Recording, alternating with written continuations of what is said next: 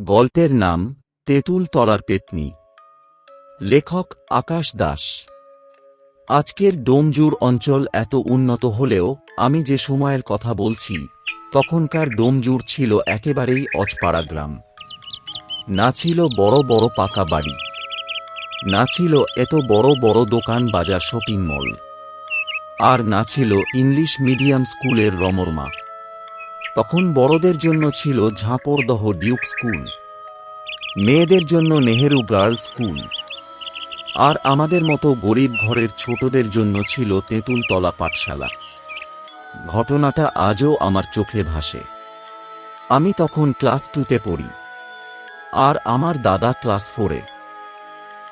সেই সময়ে আমাদের স্কুলের শিক্ষকরা ছিলেন সুভাষ বাবু, নীরজ বাবু, নবকুমার বাবু, ললিত বাবু, আর প্রধান শিক্ষক ছিলেন নিমাই বাবু। নিমাই বাবুকে স্কুলের বাচ্চারা জমের মতো ভয় পেত।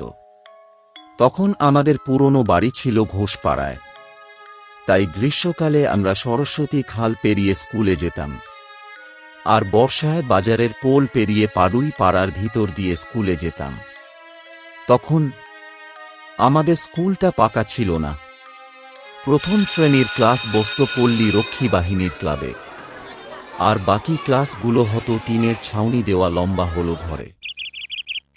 চারিদিকে তেলাস্তরা খসে পড়া পুরানো সেই স্কুল বাড়ি। স্কুলের সামনে বিশাল মাঠ, আর পিছনে একটা ঘন বাঁশ বাগান।